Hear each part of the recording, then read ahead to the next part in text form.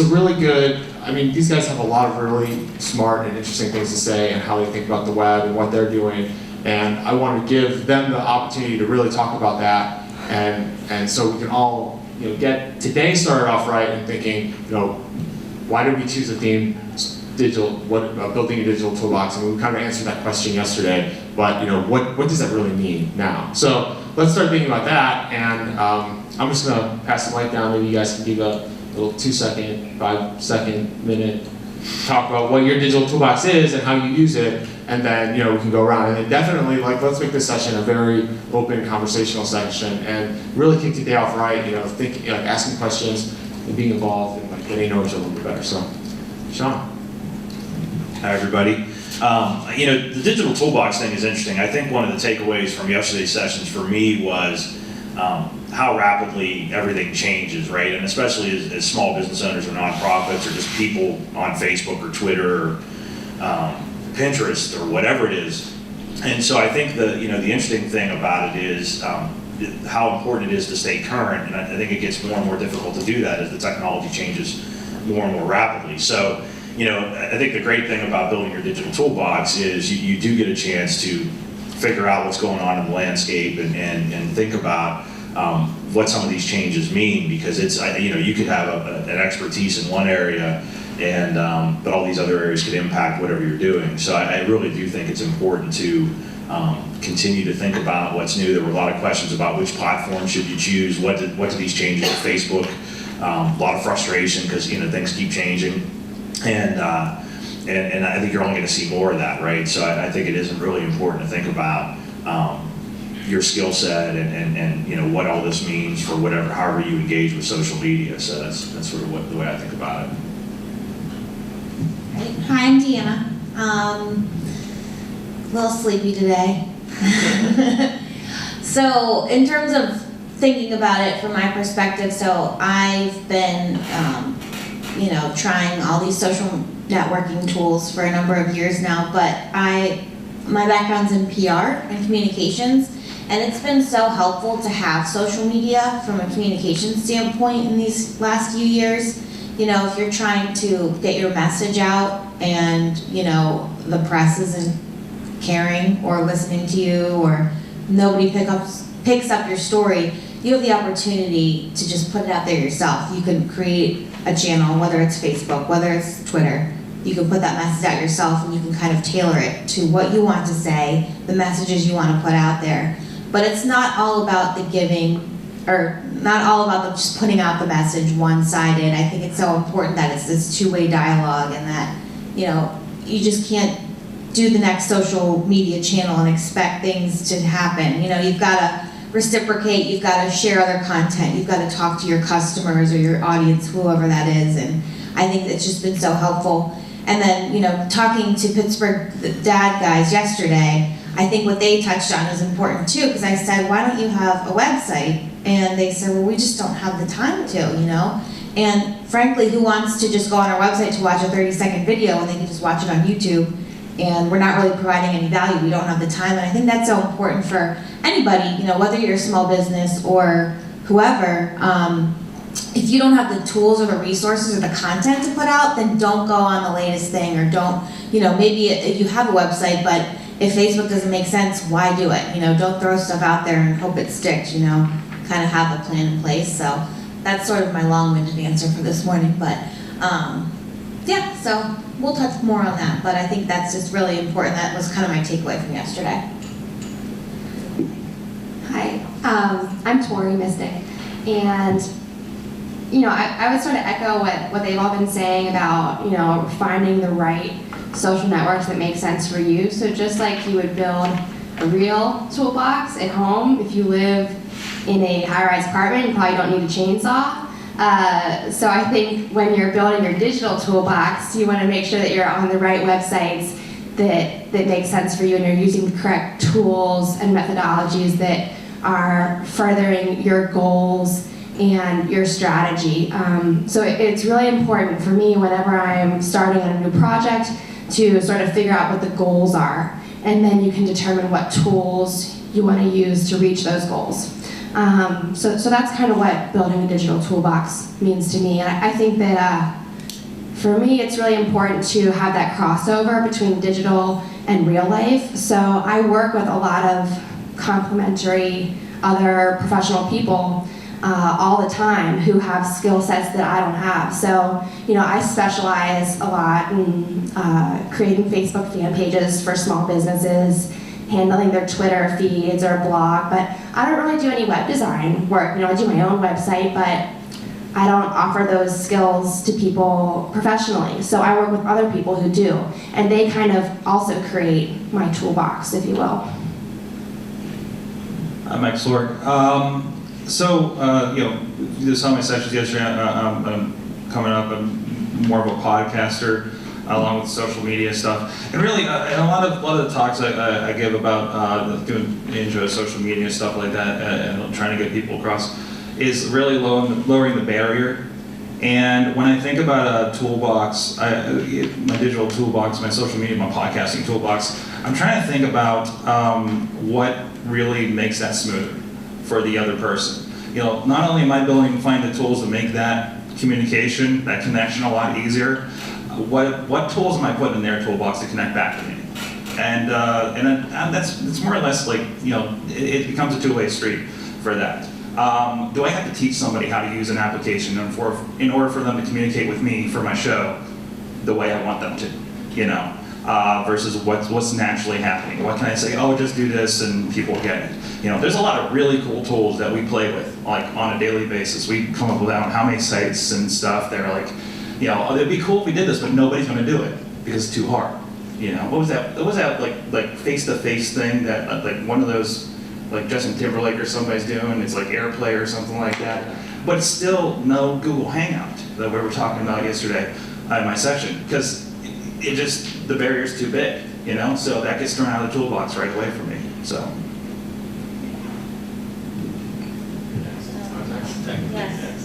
Technically, I'm next.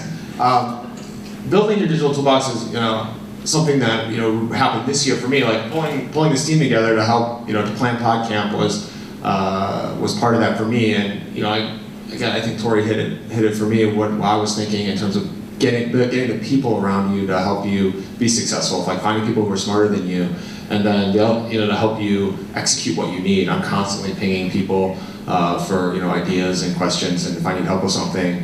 I don't believe in like counting favors. I just go and do and ask, and if someone can't help me, they won't, or they'll tell me. But if they can, they will, and it's awesome. And you just help, and then you reciprocate that back when you need to, helping everyone else around you be more successful.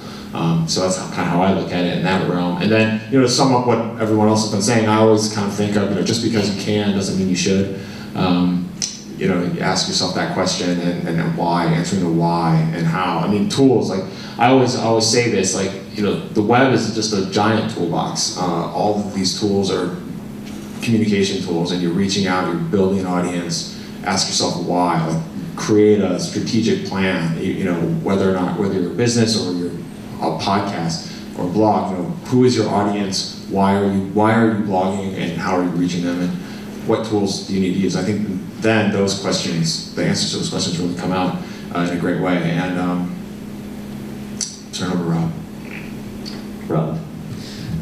For me, when I think digital toolbox, I put it in a much more general sense than I think everybody else up here is putting it. Mostly because I don't blog professionally.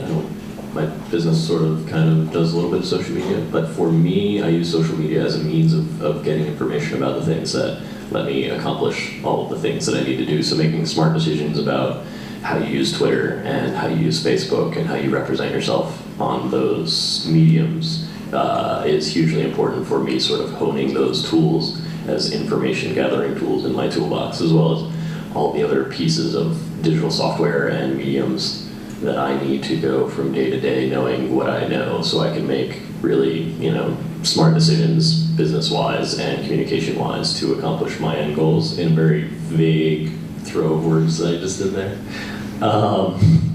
Because I build interactive things, so being on like the cutting edge of the industry is hugely important, and social media has developed this level of transparency that makes that very easy, wherein it's not that I'm talking to Sony, I'm talking to the engineers at Sony because they're making jokes on Twitter, and they're nice people. Cool. And Rob's the guy who actually coined the term building a digital toolbox for the record. So, are there any questions? Anybody have any questions or comments after that for anybody? No. Okay. So we'll just keep moving. Think of them. I'm going back to you guys in a minute. That's what the session's about. If you guys got to participate. So I'm just going to kick it back to the panel here. What is your favorite tool and how are you using it? I'd say just because it's my favorite tool because I've probably used it the longest, but for me it's blogging, and I think it's probably the reason why I like it is because it's given me a chance to connect with people that I probably would never have connected with otherwise, and as a blogger for Fast Company, I get to talk to startups, and as Rob mentioned, like some really cutting edge stuff, and I think that's even just selfishly really cool for me because I get the chance to see stuff that maybe other people don't get to see. And then when I'm lucky, I get a chance to turn those conversations into stories that hopefully people will read. So that's I think it really keeps me re-energized through blogging. So that's probably my favorite of the toolbox. Besides the internet as a whole, I'm gonna have to say Twitter. I've been an advocate for Twitter since I got on it a few years ago, so there's many great uses for it. The number one reason why I've loved Twitter these last few years is because it's helped me get the last 3 jobs I've had, which is pretty incredible, especially given the state of the economy in the last few years. So my job now, my boss and I knew each other from Twitter. We had developed a relationship through a few groups that we were together, or chats, and she reached out to me. So it's just really powerful in that regard. I've met a lot of people through networking and just grown my network tremendously in Pittsburgh and beyond, which is incredible. Another reason too is because for a PR perspective, I can find media people and journalists and bloggers that I want to tell about my clients, and they're there and I can stalk them, and I can find out what they've been tweeting about, what they've been writing about, how active they are. If they're super active on Twitter, then I know that maybe I should go on and kind of talk to them and kind of get to know them on that level, and then reach out to them after that. And just looking at all the trends on Twitter that pop up, some are pretty ridiculous. Most have to do with Justin Bieber.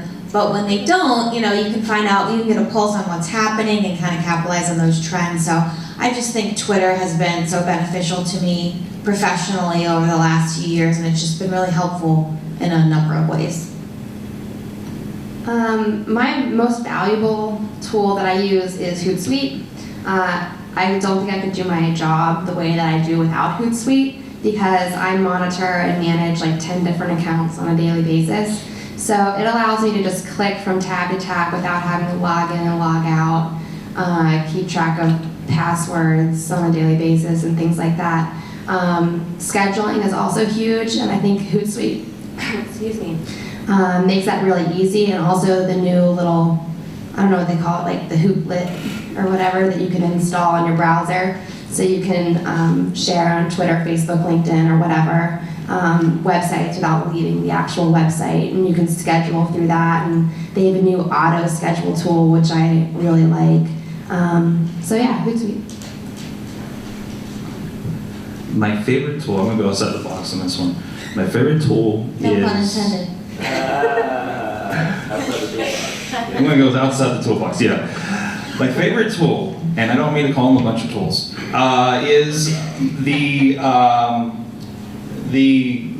army I've amassed for one of the podcasts we do, that, hey, we want to do this thing so we can reach out more. And they're sitting there and doing, different guys doing manning Twitter every night during the wrestling shows, and we're getting people involved. So it's not just me, and I think something like that, we're trying to get a big community in, and there's more than one of us doing it. I think that's really important. So it's really like, sometimes an army of one, a tweeter of one cannot be as valuable as an army of tweeters. An army of people getting out, even if it's just people on the same one and they're talking it up. Like, I think that's like the coolest thing, that happens. And I'm starting to figure out, how to use that to our advantage now. I'm really starting to understand that, especially in the last 6 months, and seeing that happen, and seeing how that grows exponentially, which is, I think, like the beauty of a lot of this stuff.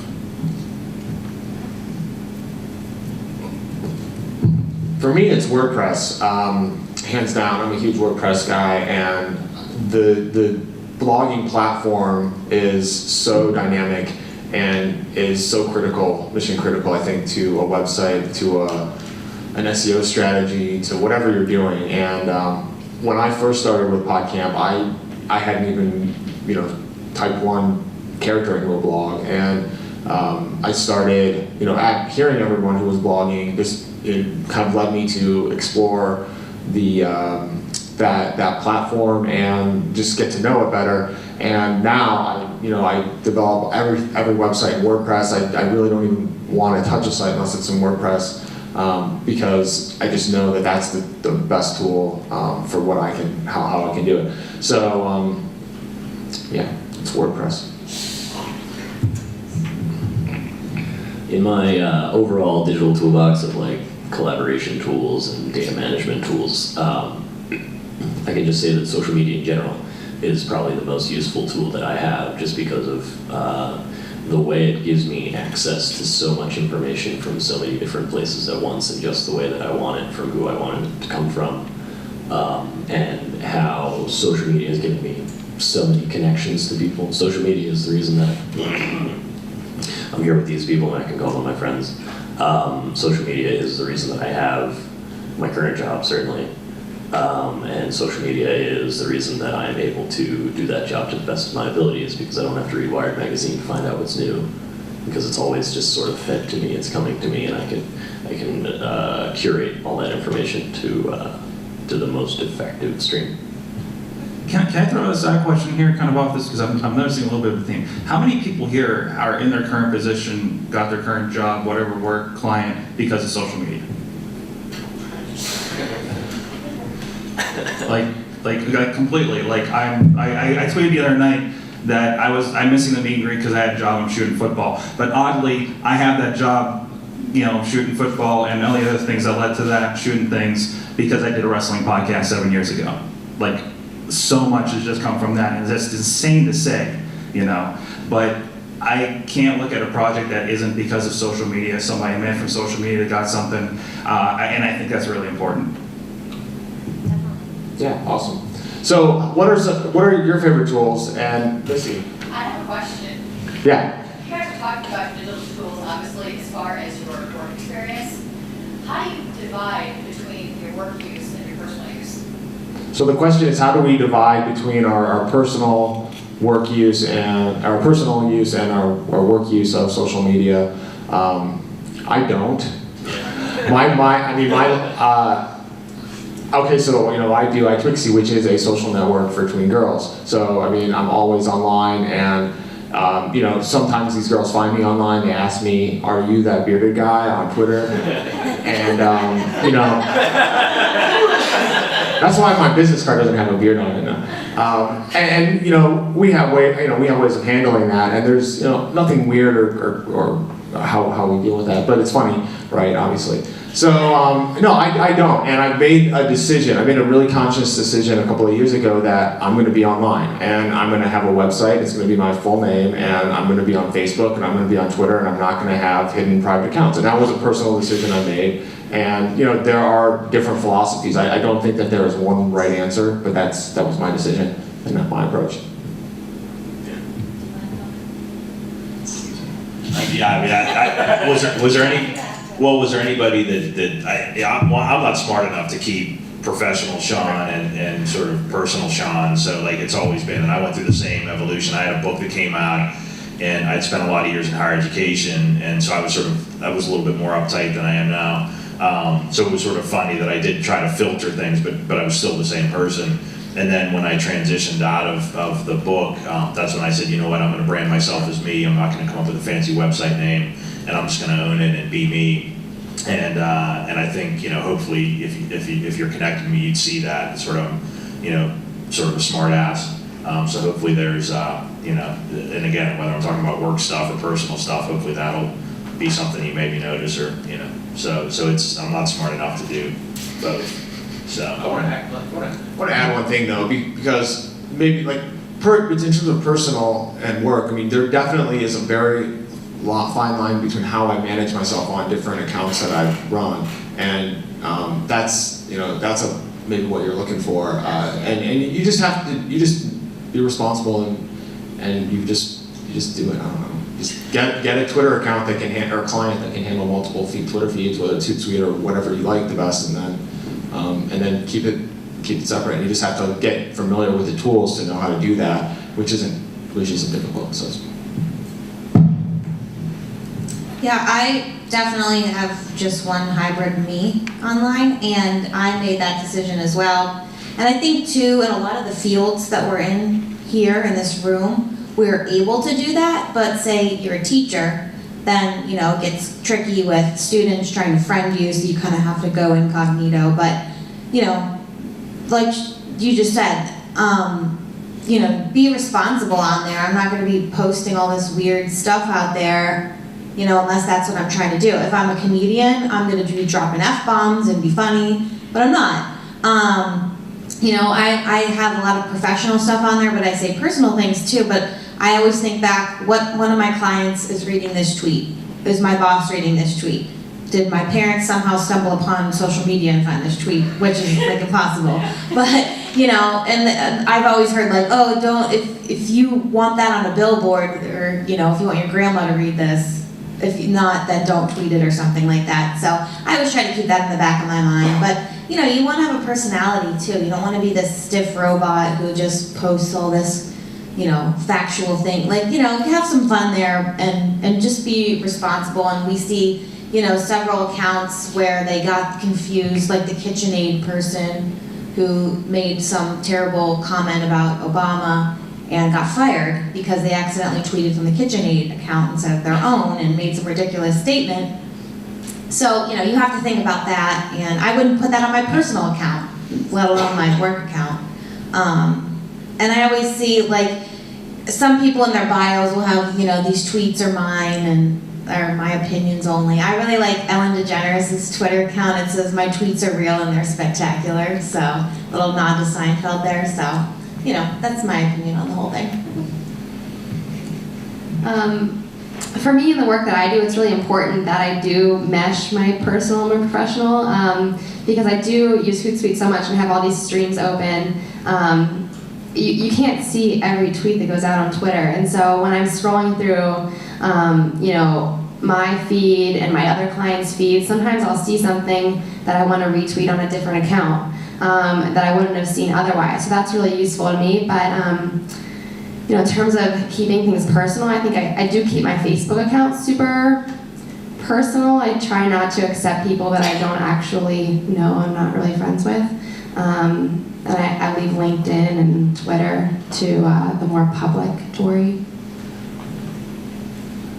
Again, kind of like what Norma said, I consciously made that decision to be very public and I'm putting myself out there to try to get people to work with and everything.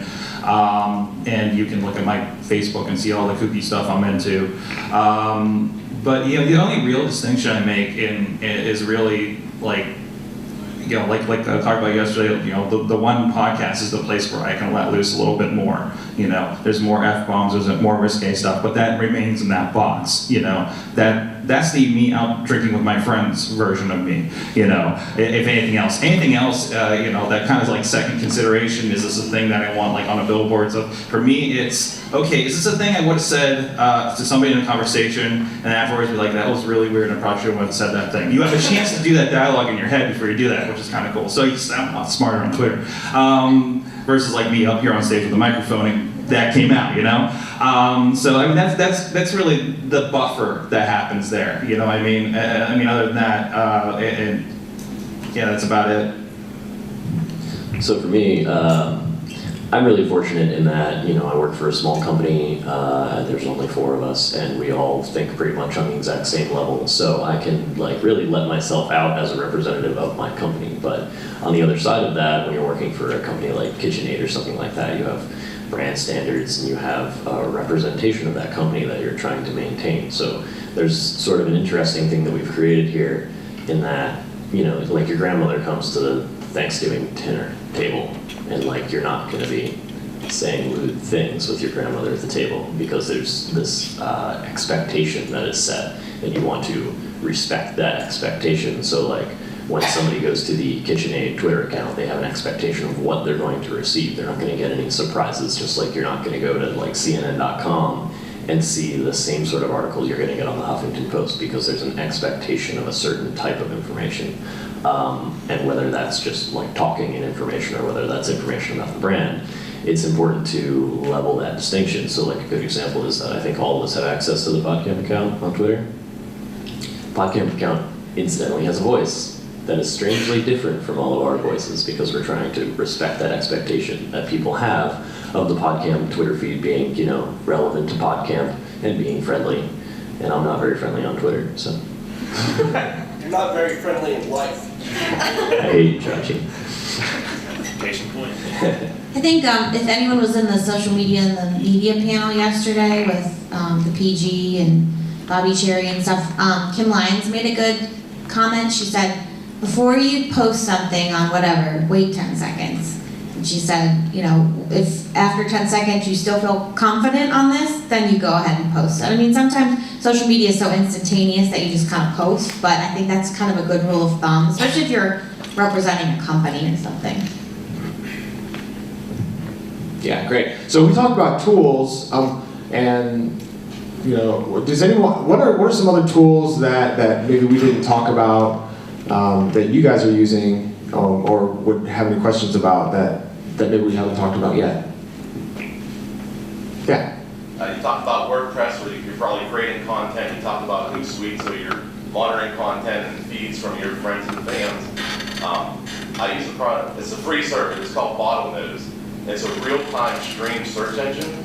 So you can actually take topics that you're interested in, and it's going to pull sources from everywhere. So if you're generating content or you want to share things, it's a phenomenal tool for becoming the expert in your area, or generating your own content ideas.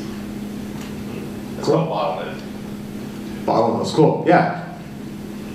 Okay, well, I personally use Blogger, like for blogging and to create websites. I prefer that, like for embedding video clips and embedding other things. So why do you prefer WordPress? And I think there's a distinction. You say WordPress, you use Blogger. I mean, I'm starting to use Squarespace for a client. I think when we say that for blogging, like, you know, there's a specific tool, and that's preference, okay? But really, blogging in general, these are platforms so you don't have to worry about all that stuff on the back end, all that gunk on the back end you really don't want to deal with, because you just want to get to the content, right? Like I used to build websites, I used to build computers. Now I'm worried about making the content, so I buy a Mac and I'm working WordPress or Squarespace because I don't want to fix things for the most part, right? Then I call up Norm for the WordPress thing that's broken that we're still figuring out. He fixes my thing now. And I can still worry about that. Doesn't detract from me making my podcast, making my video, making my blog post that's really outdated. It just gives you to separate that part of your brain out. Okay, I know how to work within this circle, whether it be Blogger, WordPress, Squarespace, whatever. There's plenty of other services out there that do that. There's a whole bunch of sites that are just like blog here, and I've never heard of them before until like a client says, yeah, I use this thing, some people are just using like the GoDaddy web builder to do their thing, just to get a blog up there, because they don't know about WordPress. But that's just the flavor of the tool that you use, versus just blogging. Yeah, WordPress, it's self-hosted WordPress is what I'm referring to, and compared to Blogger, WordPress is really a content management system, and that's where they're pushing it. And Automatic, who makes WordPress, is dedicated to developing that tool as a content management system, so you can really do a lot of unique things. You can create a social network with it. You can just have a blog. You could have an e-commerce site. WordPress is really, really flexible in those directions, and that's just part of the reason why I love it so much. Yeah. One thing I wanted to mention too is, this might have been addressed in one of the sessions yesterday or maybe today, is the visual aspect of social media and how much that's grown. Even in the past year, I think we touched on this when we were in our last panel with PYP, we talked about Instagram getting acquired by Facebook, and just think about Facebook a year ago compared to now and the timeline switch over, which at first people were like weary about, but the images just pop now. You go through the stream of the wall and the images are twice as big. then think about Pinterest and all of the images there. So it's really visual, and I think a lot of it has to do with our attention span just going down and down because nobody can pay attention anymore. I forget what I'm even talking about because my attention span's so quick. But I think it's important to continually try to strive to get visuals out there, whether it be just you snap a picture on your phone and upload it to your blog, or maybe you're using Instagram. And I know a lot of the blogs that I've been reading, I like food blogs a lot and that type of thing and lifestyle. And I notice, one of the tools some people use is PicMonkey, and it's a really great free tool that you could put your text on top of a visual. So, you're making muffins and you put this really pretty border over it and say muffins, and then you link to your blog. So that way when people pin it, they see it, and it's sort of like a link back, but it works too because it makes it pretty, which I'm a sucker for. If I see a blog and it's really pretty images, I'm just going to scroll through and I'm like, ooh, that's pretty, I'm going to pin that. But one thing I do is I make playlists for running. So I've started using PicMonkey, and sometimes I see it's like overload with all of these images and stuff with these recipes on them or whatever. But it's really nice too, because if you're scrolling through Pinterest and you see, oh, this is a playlist, I'm going to click on this. But sometimes, if you don't see the visual there, you might not click on it. So I think, incorporating visuals is just really important, and Instagram's blown up, and there's tons of different campaigns you could do and contests and all of that. So that's my little rant. I have a question about that. So, in terms of using visuals, do people use their own photos, or do they use stock photos, or just take someone else's photos? Well, all of the above. He asked if, people are using their own photos or stock photos or stealing photos. That all happens, but I think it makes it more authentic to just take your own. I managed a brand Instagram account earlier in the year, and I would take pictures on my own iPhone, and just if you work with a team, have everybody contribute and take pictures to have a bank of things. When I make my running playlist, I just take a picture of like my tennis shoe or something and like make it pretty looking. So I think it's really important to use your own, but stock images are fine if you need them. Don't steal. And I want to add, I'll talk about image strategy at 11, but one of the interesting, no, it's perfect, it was a good segue. And for the month of August, Instagram had more daily active users than Twitter for the first time ever. So I think it's interesting, one of the things I'm curious about is visuals have been relatively missing for probably 3/4 of the time we've had these social media channels, and then Instagram and Pinterest were sort of that tipping point where they've started to come back into the conversation. When I first started blogging, there was never a photo, never any kind of image in it, and now like a post feels naked if I see a post that doesn't have an image. And I think images are really because they feed the teasers on Facebook, so even subconsciously it influences how people engage with your content, in addition to just helping round out that story. But to your point, like, yes, use stock photography when you have to, but that's really the chance to show your personality. One of the images I'll show, which I found on my Facebook newsfeed, was a local business that had walk-ins. And so they put a picture of Christopher Walken, and they said, "Walk-ins welcome," And I thought, not only is that brilliant as a small business, as a sign, but then and I saw it, I was so excited about it. I was like, oh my gosh, and then I was like, I'm gonna blog about it. So it gave me an idea of a great example of how a small business could, and that's much more interesting if they just would have a picture of that walk-in sign or the "we're open."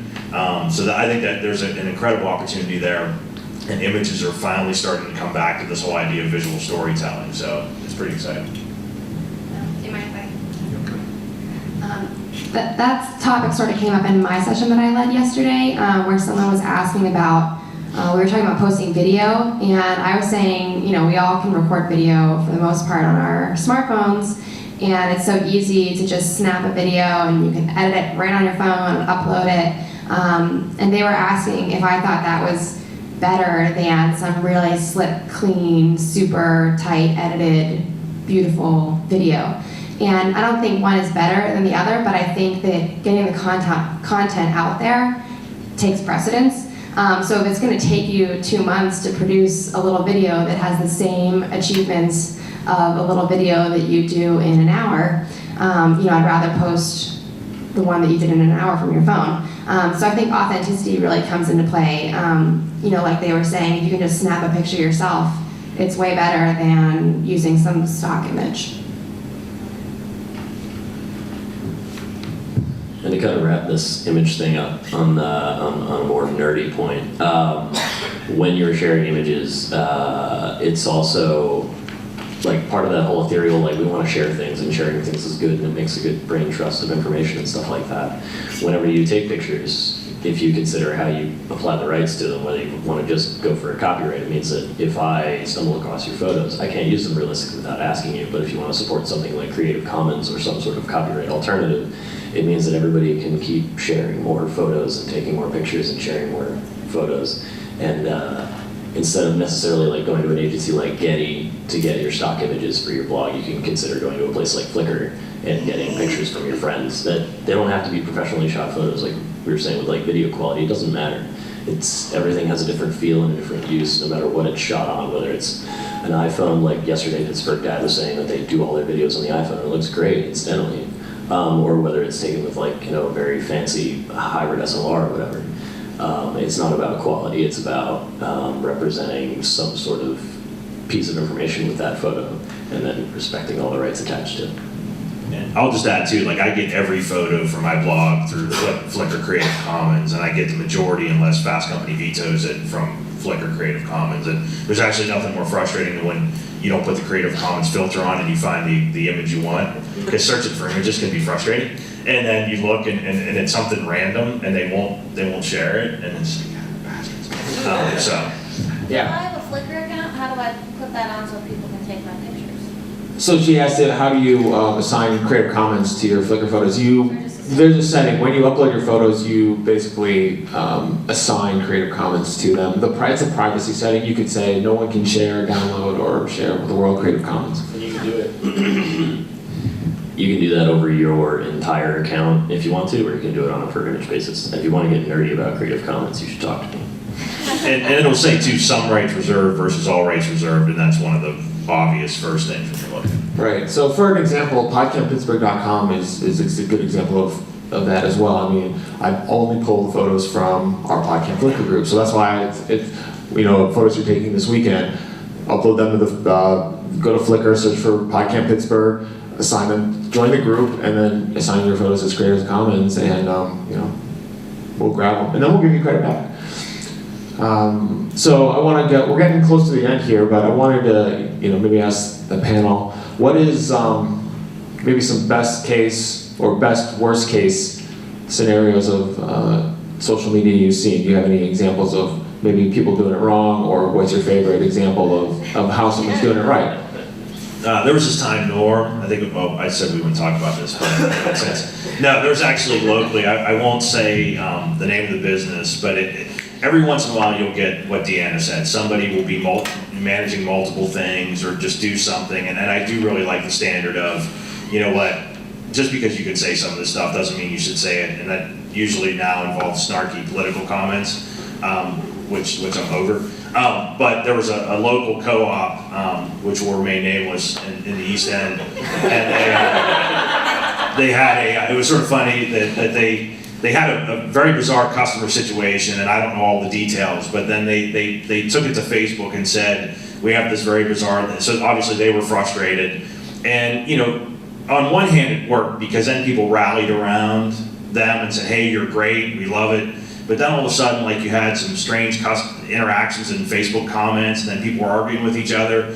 And then about 6 hours later, they came out and said, we're not going to handle this online anymore. We're taking it offline. And it was like, but you put it online. So it's sort of like, you know when you put some of this stuff out there that people are unpredictable. And so it inspired, I wrote a blog post about the movie Roadhouse, and there were like 3 rules to Roadhouse, you know, and how to handle bad situations. And, you know, they always took it outside, but I think, like, in these cases, when you have angry customers, get it offline. You know, acknowledge it, but get it offline, because you can't predict how it's going to play out. And you'll see that happen, you know, every couple of months where somebody will blow it, but that was sort of an interesting one that I saw recently, so. Earlier I talked about Twitter trends, and, you know, I'm always looking on Google Trends and Yahoo and Twitter to see what's trending for the day. And I know we all were aware of the Aurora, Colorado shootings over the summertime at the Batman premiere, which was a terrible, terrible thing. So, some of you might have heard this already, but some boutique in the UK looked at the trending topics that day, and it was hashtag Aurora. So they tweeted, and I'm paraphrasing, "Oh, looks like Aurora's trending, must be because of our Kim K inspired Aurora dress," and a link to go buy it. And people were just like, what did you just say? Like, they were not thinking enough to click on the hashtag to see what it was, because as soon as you click on it, Twitter will tell you why it's trending and news articles attached to it, but they were so oblivious that they just skipped ahead and thought, oh, this is the name of our dress, let's try to sell more, and Kim Kardashian looked like she was wearing it, so let's talk about that. And people were just outraged because it was such a terrible incident. People were shot and killed, and they're just oblivious. So I think it's very important to learn from that, is before you jump on a trending topic, look about what it is, especially from a brand standpoint. And if it's inappropriate trending topic, which a lot of the times it is, don't even go there, you know? If it's pertinent, yes, by all means go and do it and join in the conversation, but just check out what it is first. That's pretty much all they had to do, and clearly now they're totally, you know, just, what's the word I'm looking for, inappropriate. And I'd say, just to be safe, don't ever tweet about Kim Kardashian. That's my takeaway. All right, well, whatever I'm going to say feels frivolous after discussing that, but I don't know, maybe it was like a month or so ago, I don't know if anybody saw this, it was like Oreo and AMC Theaters interaction, no? Uh-huh. Yeah, this was an example of like a good use of social media, and there's plenty of blog posts about these tweets, like it's crazy, there's like articles about the tweets. But Oreo, I guess, tweeted out, you know, does anyone like to sneak Oreos into the movies as a snack? Well, AMC Theaters, like a big national chain, they're against like bringing in outside food and drink. So the guy who runs their account has a sense of humor about it. He sees this tweet and he like writes back to Oreo. He like retweets it and writes back like, "Not cool cookie." And they had like a whole interchange back and forth. I think Oreo wrote back to AMC like, "Hate the player, not the game."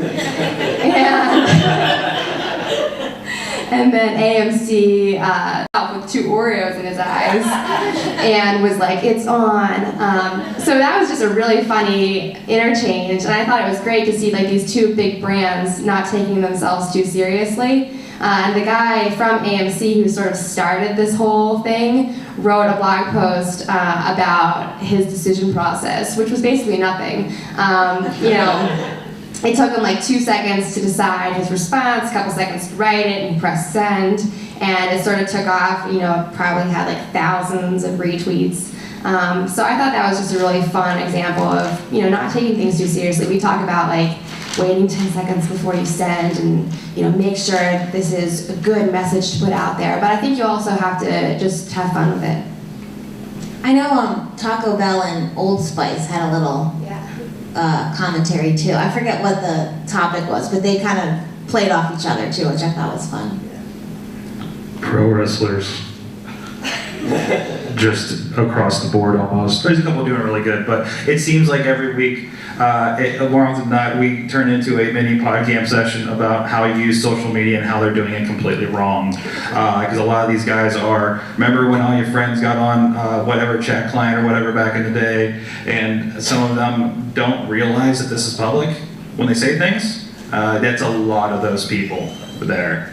I think we were talking about this a little bit the other day. Like, I mean, like Kurt Angle was one that says weird stuff on there that don't really make him look real good. And I think at a time, his account was his Angle Foods. Like, it was like at Angle Foods, which is like this company that he's been doing with this like protein food, some health food, something or other. And then he'd say all this like weird stuff about wrestling that, you know, and it's like, well, yeah, he is his brand, but he's directly attached to that company brand. And it's just like, it just drives me nuts, some of these people. So, yeah. There's a certain way of using Twitter as a company that always kind of gives me like a warm feeling in the cockles of my heart. You're welcome. So, as a service provider or a product provider or something of that nature, you're always looking for reviews on your products, and the old-fashioned way of doing that is you survey your users and stuff, like you send out mailers, you ask them questions. But the cool thing about social media is they're giving you that information whether you like it or not. So there was an instance, it was a while ago, but I had bought a hard drive for my laptop and it was just misbehaving and being kind of weird, and I was just openly diagnosing the problem on Twitter. I was like, oh, well, I upgraded this and I got this, and now it makes this weird clicking noise and I can't get it to perform properly. And whoever was managing the Seagate hard drive Twitter account sent me a message and they're like, hey, what's up? What can I do for you? And so we talked through the problem, and they put me in charge of some head engineer who was like leading up troubleshooting this problem on their end as well. And between the two of us, we built a firmware patch to release for the hard drive to fix it for everybody, which is just like a fantastic everything coming together full circle. Awesome.